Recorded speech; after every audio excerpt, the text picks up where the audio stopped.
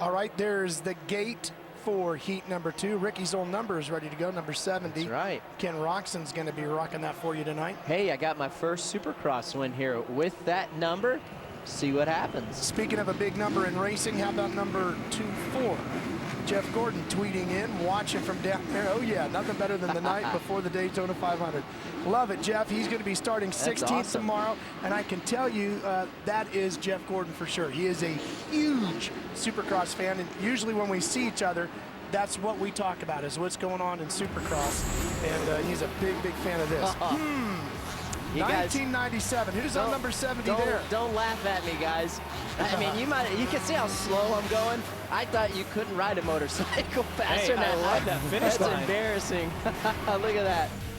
Oh, look at that. Man. Tim Ferry, Chad Pedersen in there. Yeah. Wow. Yeah. That's good. That's good to have Gordon watching, man.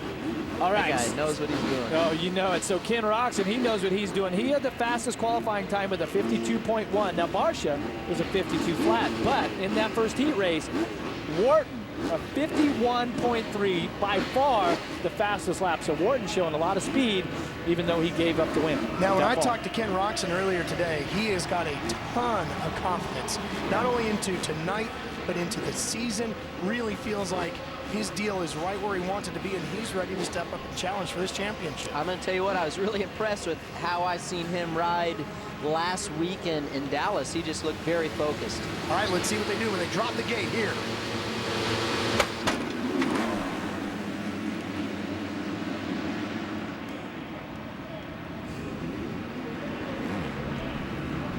Huge hole shot for Roxon, already starting to gap the field a little bit as they come through that rhythm section. It's going to be followed by Justin Bogle and Cunningham here. Bogle's on that 49, and Cunningham's on the 19, that blue bike. There's Bogle right there. And Jeff, he was a pleasant surprise a week ago in Dallas. Yeah, that was Justin Bogle's first professional race. Was inside the top 5 there, but he looked great here today. Qualifying time was 3rd. There for a while he had the fastest time. So we'll see if he can watch Ken Roxon's lines, maybe learn something here, possibly go for this heat win. Kilbarger's on the 412 right there, having a really good run right now. He sits in 3rd, and that's a solid spot in the transfer. Yeah, Jeff, you talk about, you talk about Bogle following Ken Roxon. There's no better way to learn than to follow a guy as such as Ken Roxon. I mean, you learn so much. You learn the pace. You learn how to go faster. And he's going to school right now, and it's pretty cool. You got to take those sayings, write them down, and remember what he's doing.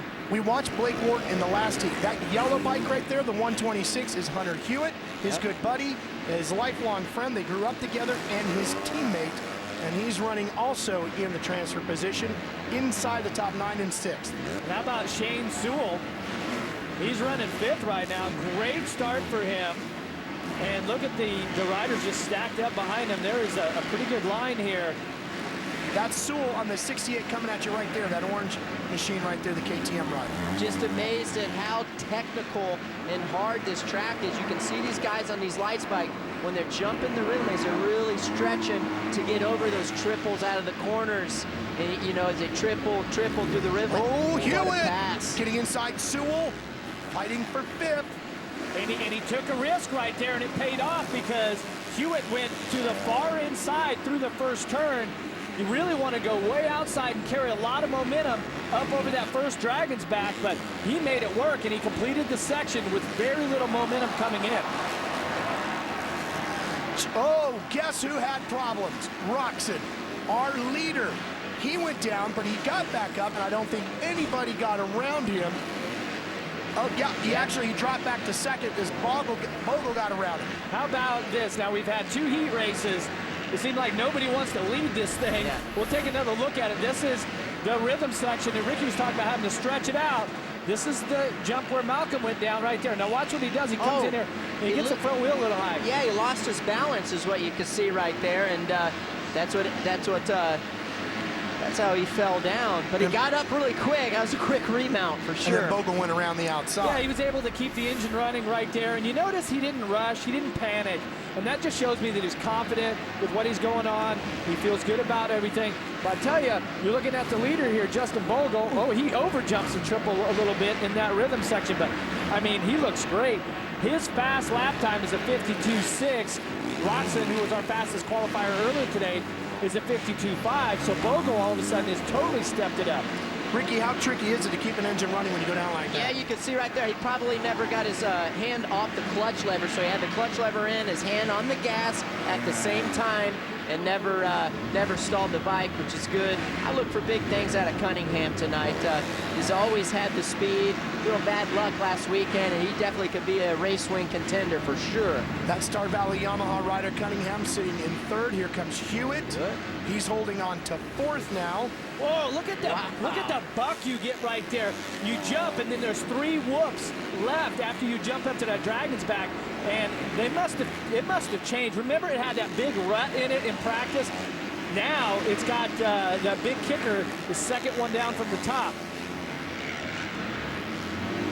Pretty good to see Hewitt up there. He's just picking his way through the pack, taking each guy one at a time, slowly moving up there. And this team struggled last year, you know, on a whole. Yeah. It seemed like every rider on the team was having some sort of problem or the other. But this year, this team has really got some confidence, and they're starting to make some forward progress. He has gotten around Kilbarger on that Rockstar Energy Suzuki. Here's how he did it. Well, he took an inside line, he got a little help. Kilbarger lost the rear tire a little bit, but same spot again. Hewitt really aggressive around the inside. Yeah, great passing turn there. I talked about it when we did the GoPro onboard camera lap. I mean, it's just a great area where you can set guys up. Watching Bogle. This will be his first heat win. What a huge step. And to do it in only his second professional racing weekend. Everybody talked about this young man, and the Geico Honda rider, Justin Bogle, is a heat race winner. He takes the checkers here in Heat 2 in Atlanta. I tell you what, he's got his own style of doing the whip there. See a nice high five out of Roxon. You're going to get used to seeing those whips because Bogle, when he scrubs the triples or that finish line and he gets that right leg out, it's incredible. He's looking at his handlebars there. He's got my style handlebars on from back on the day that things are rolled back. Now, why did you do that? Well, I did it just to try to get comfortable, and I thought it helped my cornering out, but I eventually went back the other way. I think I got a little bit too extreme with it. It was 2003. I did a feature here on your bars being low, and I'm telling you, you're talking about the handlebars, and they get rolled back. The ends of the handlebars really get pointed down. I couldn't ride it how these guys ride it. It would not work for me. Didn't have anything to do with you not being able to reach the bars? Maybe a little guy, but we're not going to go there. We're not going to go there. That was too Bogle's easy. a big dude, I though. couldn't resist. It was too easy. All right, there's a look at the results. Honda, KTM, Yamaha in the top 3. Here's a look at how this one unfolded. Boy, it sure looked like Roxon was going to have this one in the bag. Kept the running, though. Bogle takes the lead. Did a nice job getting to the finish. Yep. Takes his first win in his career. Yeah, and Roxon didn't catch him, so he's doing good. All right, Justin Bogle, congratulations, my friend. You are now a Monster Energy Supercross heat race winner. That's pretty cool, I would think. Yeah, it's good, you know, off to a lot better start than last weekend, so couldn't ask for anything better. Got off front. Kenny was riding awesome, and he had a little tip over, so that kind of made it a little easier for me. Hey, Justin, Jeff Emig here. Fantastic ride. Your lap time was great at 52.3. Only Wharton had a faster single lap. But I got to take us back 1 week ago when you guys went down, when you and Stewart went down. I mean, what were you thinking at that point? You know, I'd like to put that behind me. That wasn't the best night for me, but you know, we're here. Got my first heat race win, second race. I'm having fun. I'm enjoying it. Kind of getting stuff figured out, so it's going good. Justin, Ricky noticed that you have your bars pulled back, down low, kind of like he did when he was racing. What does that do for you? You know, I've always ran them that way. Was a Ricky Carmichael fan back in the day on Hondas when he was running it, so could have something to do with it. All right, good. Cool. That's cool.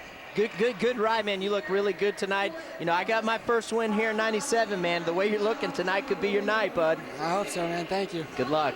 Thanks.